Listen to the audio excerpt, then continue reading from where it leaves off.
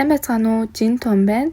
Өнөөдөр миний нөхөртэй гэрлээж киногоороо маш их алдар хүнд болж авсан ч буцаад маш богино хугацаанд нэр хүндээ алдаад байгаа жүжигчин Сун Ха-юуны талаар ярьж өгөхөөр бэлдсэн. Сун Ха-юун нь бүгд найрамдах Солонгос улсын жүжигчин. Тэрээр 1986 онд төрсөн. Одоо 40 настай. Жинхэнэ нэр нь Ким Ми Сон. 2004 онд миний хомпэйж дээрээ оруулсан зураг нь олонний анхааралд өртөж загвар өмсгчөөр ажиллаж эхэлсэн бөгөөд дараа нь Кимбёл гэсэн тайсны нэрээр драмад тоглож жинхэнэ утгаараа entertainment салбарт хөл тавьжээ. Хэдэн жилийн дараа 2012 онд тэрээр дахин тайзны нэрээ өөрчилж одоо ашиглаж байгаа Сун Ха-юун нэрээр уран бүтээлээ үргэлжлүүлсэн.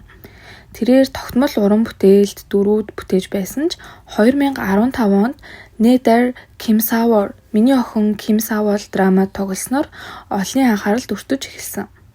Анх түүний дүр дунд үедээ дуусгаар төлөвлөгдсөн байсан ч үзэгчдийн хайр дэмжлэгийн ачаар драманы төгсгөл хүртэл тоглож нэрэнд олон танигджээ.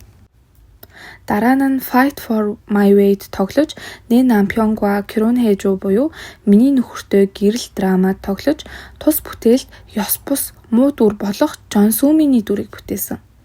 Анхны муу дүрийн сорилт байсан ч түүний жүжиглэлт домогт түвшинд үнэлэгдэж энэ ертөнцийн бус хорон санаатай дүрээрээ үзэгчдийн сонирхлыг татаж нэр хүнд нь огцом өссөн алтан үе дээрээ очсон юм аа. Гэвч энэ алтан үе удаан үргэлжилсэнгүй. Тэрээр жүжиглэлтээрээ магтаал хүртсэний дараа танил ах нэвтрүүлэгт оролцох үеэрээ одоо хэлэхгүй бол дахиж ийм боломж олдохгүй юм шиг санагцсан. Үзэгчид намайг маш их арилсанд баяртай байна. Би мөрөөдлөө биелүүлж чадсандаа үнэхээр аз жаргалтай байна хэмээн уйлж байсан удаатай. Уг бичлэгийг санамсаргүйгээр үзсэн Аа гэх хүн зочирдож хэргийн ахлагч нэвтрүүлэгт өнгөрсөн болсон хүчирхийллийн тухай мэдээлэл өгсөн. Түүний хэлснээр өөрөө Сун Ха-юунтай ахлах сургуулийн үеийн ах дүүгийн харилцаатай байсан гэж мэдүүлсэн. Нэг өдөр Сун Ха-юун түүнийг нэгэн орон сууцны хажууд байрлах тоглоомын талбайд дуудан ирүүлээд гэнэт алгадаж эхэлсэн гэж тэр хэлсэн. Иргэн тойрных нь болиулах гэж оролцсон ч тэр зогсолтгүй шалтгаан тайлбаргүйгээр ойролцоогоор 1 цаг 30 минутын турш зодсон гэж хэлжээ. Тухайн үед Сун Ха-юугийн найз залуу Бен сургуулийн танхай бүлгийн хүн байсан тул өөрөө эрэгтэй байсан ч эсэргүүцэх боломжгүй байсныг дурдсан байна. Үүний дараа байнга зайлс хийж айж явдаг болсон гэжээ. Удалгүй Сун Ха-юун өөр нэгэн асуудалд холбогдож өөр сургуульд албадан шилжсэн бөгөөд Аа нь ямар ч уучлал хүлээж аваагүй улмаар холбоо тасарсан. Энэ хэрэг олонний анхааралд ормогц Сун Ха-юугийн агентлаг албадан шилжсэн үнэ гэвч мэдээлэгчтэй ямар ч хамаарлахгүй жүжигчин түүнийг огт танихгүй гэж мэдгдсэн. Гэвч удалгүй Сагком Банжаа нэвтрүүлэгт Сун Ха-юугийн албадан шилжүүлэхэд хүргэсэн өөр нэг хэргийн талаар нэмэлт мэдээлэл гарч ирсэн байна. Мэдээлэгчийн хэлснээр түүнийг оролцуулсан 3 хүн нэг охиныг зүй бусаар доромжилж 3-7 хоногийн эмчилгээ шаардлагатай хэмжээний гэмтэл учруулсан гэх бөгөөд тухайн үед оролцсон нэг этгээд Сун Ха-юун оролцоогүй гэж үгүйсгэх аргагүй буруугаа хүлээж уучлалт гуйх ёстой гэж мэдүүлсэн. Гэсэн ч Сун Ха-юугийн тал бүхнийг худал мэдээлэл гэж үгүйсгээд анхны мэдээлэгчид хуулийн хариуцлага хүлээлгэнэ гэж мэдэгдсэн олон нийтийн дургуутслыг төрүүлжээ. Үүний зэрэгцээ түүний өнгөрсөн үйлдэлүүд зургууд ил болж эхэлсэн. Тэрээр Кёнгидо мужийн Бучон хотоос гаралтай ахлах сургуулаа 2 удаа сольсон. Үүнийг нь таагүй хэрэгтэй холбон таамаглах болсон.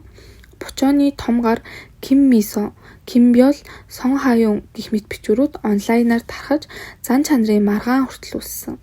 Мөн өнгөрсөн оны 4-р сард ютубер Ий Жин Хогийн хэлснээр Сун Ха-юуны зураг авалтын талбай бүрт маргаан дагуулдаг тийм жүжигчин бөгөөд нэг драмын явцад менежер, стилист нь бүр 2-3 удаа солигдсон гэсэн. Нэг удаа хамтран тоглогчоос уучлал шаардах хүртэл асуудал гарч байсан гэж бас мэдээлсэн байна. Анхны мэдээллээс хойш ойролцоогоор 1 жилийн дараа буюу 2025 оны 3-р сард Сун Ха-юун мэдээлэгч Аад эрүүгийн гомдол гаргасан. За тэгээ үүний хариуд Аа болохоор тухайн сургууль нь ижил сургалтын бүсэд багтдаг тул албадан шилжүүлэлтгүйгээр өөр сургуульд орох боломжгүйг дурдаад Сун Ха-гийн тал эвзүүгээр шийтгэс татгалзаж харин худал уучлалын бичиг шаардаж байна гэж мэдгдсэн. нь одоогоор Америкийн нэгдсэн улсын иргэн бөгөөд Америкийн нэгдсэн улсын төрийн департамент энэ хэргийг энгийн хувийн маргаанаас давсан үндсэн хуулийн журмыг зөрчил байж болцсошгүй гэж үзээд анхааралтай авсан тухай мэдгдсэн. Үүний дараа хэрэгт цэг тавихаар Солонгост өөрөө ирсэн.